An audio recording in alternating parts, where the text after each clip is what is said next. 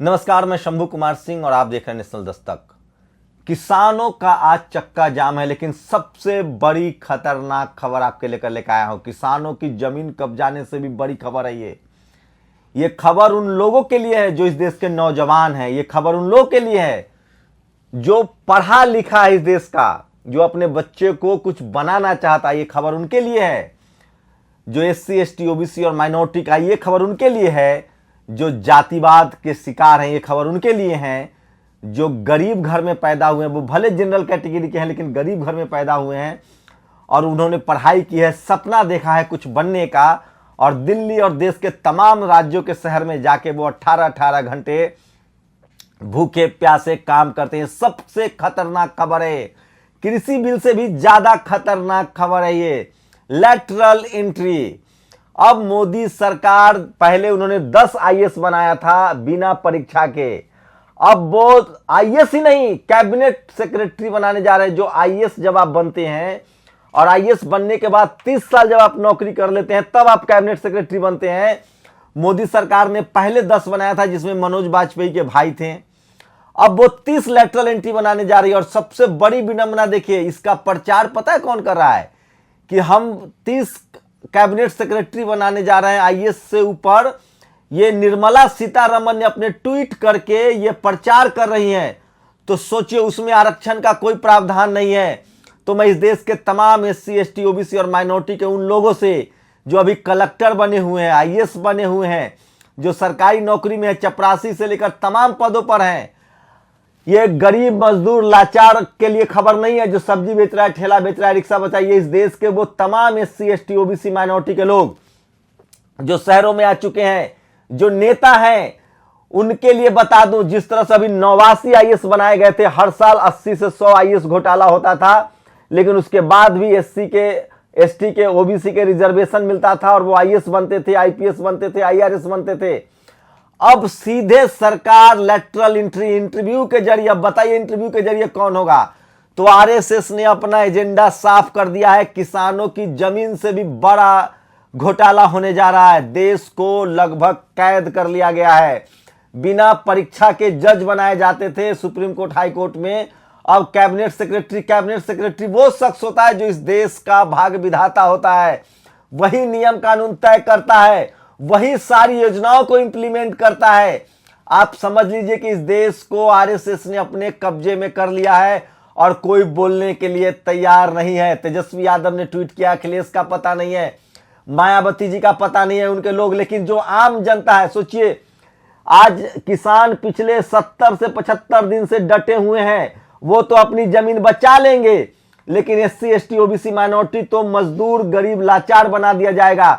और वो तमाम शिक्षित बेरोजगार जो IAS बनने का सपना देखते हैं, अब आप क्या करेंगे? लैटरल एंट्री होने जा रही है। अब क्या दुहाई देंगे मेरिट का? तो दिलीप मंडल ने इस पर कुछ साफ साफ लिखा है कि किनको फायदा पहुंचाया जा रहा है। आज की सबसे खतरनाक खबर, कृषि बिल से भी ज्यादा खतरनाक खबर, यही जो लैटरल एंट्री वाले लोग जाते हैं, यही कृषि बिल जैसे ऐसे काले कानून लाते हैं, यही आपके जमीनों पर, संसाधनों पर कब्जा करेंगे, यही आपके भाग विधाता बनेंगे, यही तय करेंगे कि कौन हंसेगा, कौन रोएगा, कौन खाएगा, कौन बोलेगा, कौन टीवी में बैठेगा, कौन कॉलेज यूनिवर्सिटी खोलेगा। तो समझिए, सबसे बड़ी खबर, सबसे खतरनाक खबर बता रहा हूं। सोचिए, आप टेलीविजन अखबार देखिए, वो बंगाल की खबरें दिखा रहा है, क्योंकि बीजेपी को बंगाल जिताना है। बंगाल में ये मर गया, वो मर गया, इसकी रैली हो रही है, उसकी रैली हो रही है। सोशल मीडिया पर बहुजनों की खबर है, लैटरल एंट्री की खबर बता रहा हूं। किसान आंदोलन से भी सबसे बड़ी और भयानक खबर है। 30 कैबिनेट सेक्रेटरी नियुक्त किए जाएंगे। निर्मला सीतारमण इसका प्रचार कर रही हैं। तो अब आपको तय करना है कि आपके बच्चे मजदूर बनेंगे या सड़कों पर आके आपको डेमोक्रेसी बचाना है, लोकतंत्र बचाना है। सारी सरकारी नौकरियों को इस सरकार ने लगभग खत्म कर दिया है। एयरपोर्ट बेच दिए जा रहे हैं, रेल बेच दिए जा रहे हैं, LIC बेच दिया जा रहा है। तो सरकारी नौकरियां खत्म हो जाएगी। एक IAS की नौकरी थी जिसमें रिजर्वेशन भी लागू था और जिसका एग्जाम होता था, उसमें भी बेईमानी होती थी। लेकिन अब साफ साफ तय कर दिया गया है कि लैटरल एंट्री से कॉन्ट्रैक्ट बेसिस पर IAS बनाए जाएंगे, कैबिनेट सेक्रेटरी बनाए जाएंगे। तो अब आपको तय करना है कि आप क्या चाहते हैं। मेरी जिम्मेदारी थी एक पत्रकार के तौर पे कि आपको बता दूं आज 6 फरवरी है, चक्का जाम है, लेकिन उससे भी खतरनाक खबर है। अगर आप अपने बच्चों को आईएएस बनाना चाहते थे, पीसीएस बनाना चाहते थे, अगर आपको लगता है कि अब कुछ बचा है इस देश में, तो आप तय मानिए सब कुछ खत्म हो गया है।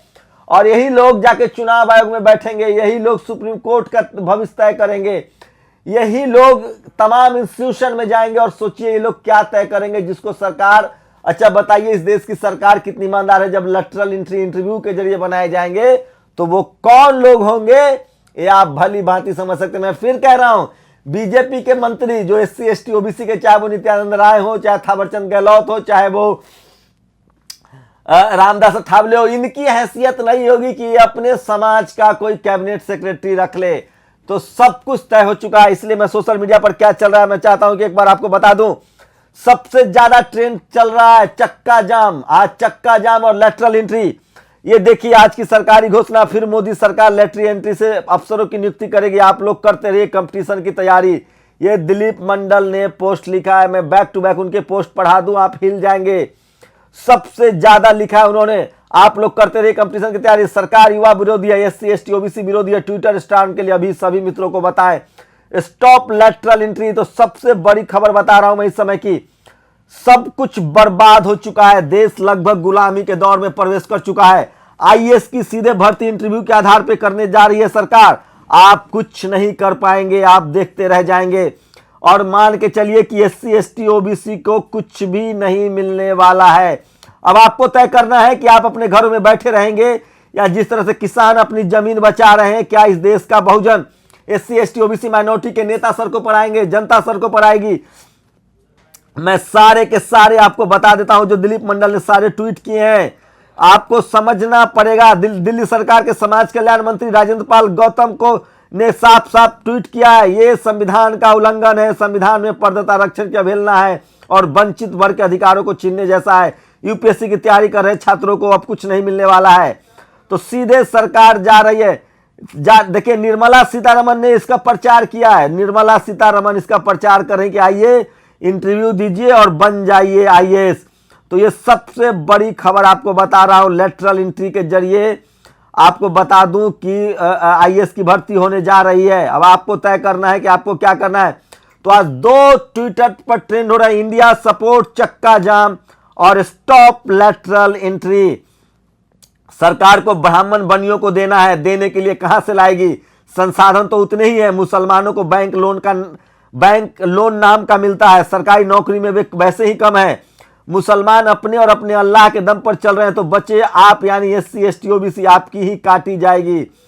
आप कॉलेजियम हटाने की मांग करते रह गए, वो कॉलेजियम का बाप लेटरल एंट्री लिया। महेंद्र यादव ने लिखा है, बीजेपी अभी एससी एसटी ओबीसी को फुल मौज कराएगी। जिन्होंने मुसलमानों से नफरत के नाम पर मोदी को सरकार बनाई थी।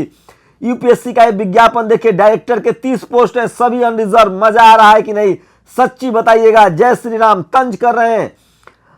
जज कॉलेजियम से बनेंगे, सरकार ईवीएम से बनेगी, आईएएस आईपीएस लेटरल एंट्री से बनेंगे, बाकी नौकरियां ठेके या संविदा पर होगी। प्रकाश कुर्रे ने लिखा है। तो ये तमाम बड़ी खबर बता दे रहा हूं, ये सरकार देशद्रोही सरकार है, क्योंकि सरकार ने आईएएस के पदों को लेटरल एंट्री के जरिए भरना शुरू कर दिया है। आजाद भारत में ऐसा पहली बार हो रहा है। तनवीर हसन साहब ने लिखा है, हम हिंदू मुसलमान में अटक गए, बीजेपी वाले हमारा हक अटक गए। लेटरल एंट्री, मोदी के सारे अफसर सवर्ण क्यों। ये तमाम खबरें आपको बता दे रहा हूं। सचिन तेंदुलकर ने ऐसे ट्वीट नहीं किया था किसानों के खिलाफ। उनके बेटे का आईपीएल में ऑक्शन होगा और 30 लाख रुपए से ऑक्शन की शुरुआत होगी। तो बिना मेहनत किए मजदूरी मिल गई है सचिन तेंदुलकर को। तो ये आरक्षण का विरोध करने वाले कॉलेजियन सिस्टम पर चंद्रशेखर रावत ने कल हुंकार भरी है। कल वो प्रेस क्लब में प्रेस कॉन्फ्रेंस करने वाले हैं लेटरल एंट्री को लेकर। अब सबसे बड़ी खबर आपको बता दे रहा हूं, किसान अपनी जमीन हो सकता है कि बचा ले। वो 70 दिनों से आंदोलन कर रहा है, लेकिन एससी एसटी ओबीसी माइनॉरिटी के बच्चे को अब भीख मांगना पड़ेगा। अगर एससी एसटी ओबीसी माइनॉरिटी के लोग जो पढ़े लिखे लोग हैं, नौकरी पेशा लोग हैं, जज है, ब्यूरोक्रेट्स है, ब्यूरोक्रेसी में है, कर्मचारी है, अधिकारी है, अब तो सड़क पर निकल जाओ, नहीं तो कुछ नहीं बचने वाला है। 70 करोड़ तुम्हारी आबादी है। तुम चाहो तो सरकार की ठेठुआ दबा सकते हो, लेकिन अब संविधान बचा सकते हो। तुम्हारे 131 लोग जो रिजर्व कैटेगरी से हैं वो भी मुंह नहीं खोल रहे हैं। समझ लीजिए क्या होने वाला है। देश लगभग गुलाम हो चुका है। सीधे डायरेक्ट आईएएस की भर्ती हो रही है। आपके पास कुछ नहीं बचा है। दिलीप मंडल इसलिए लिखते हैं, बेहद बिखरा हुआ हमारा समाज है, साझा हित के मुद्दों पर भी एकता नहीं दिखती।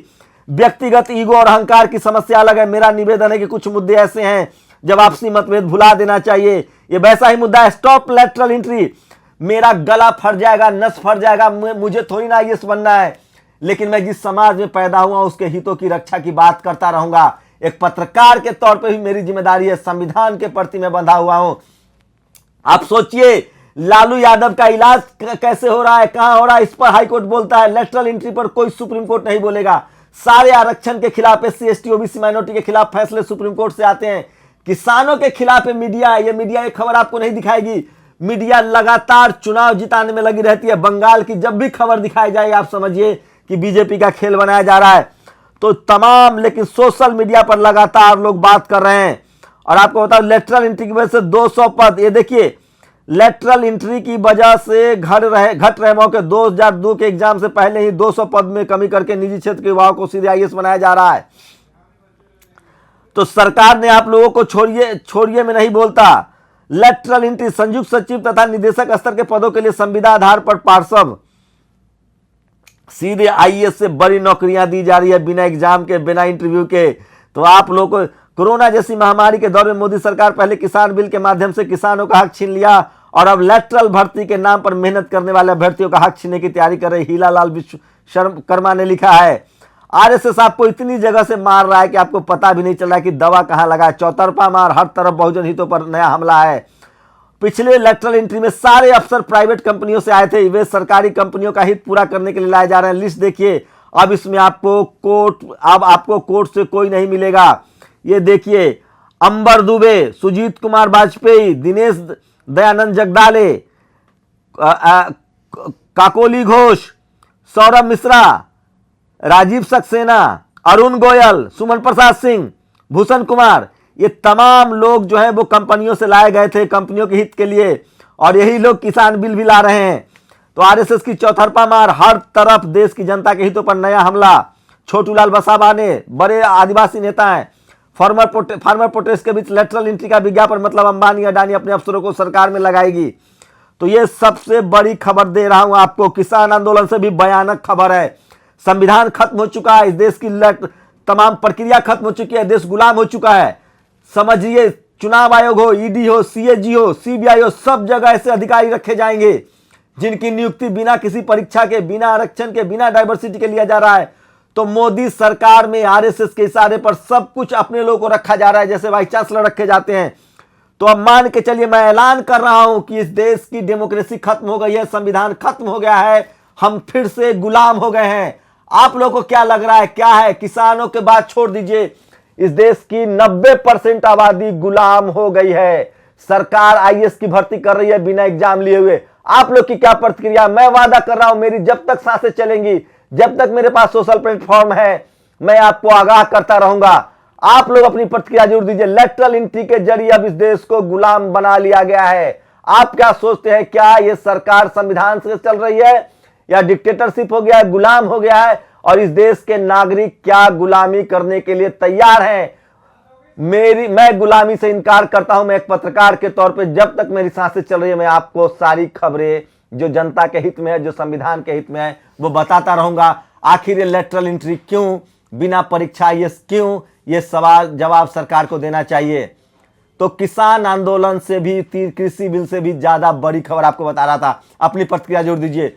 शुक्रिया। इस वीडियो को हर देश के नागरिक तक, एससी एसटी ओबीसी माइनॉरिटी और तमाम युवा जो पढ़ लिख रहे हैं वहां तक पहुंचाएं और अपनी प्रतिक्रिया जोड़ दे। शुक्रिया। नेशनल दस्तक की आपसे गुजारिश है कि अगर इसको बचाना चाहते हैं तो नेशनल दस्तक को सब्सक्राइब करने के लिए रेड कलर के सब्सक्राइब बटन को दबाएं, फिर बेल आइकन की घंटी दबाएं। नेशनल दस्तक को बचाने के लिए बहुत जरूरी है कि हर खबर को शेयर करें, लाइक करें, कमेंट जरूर करें।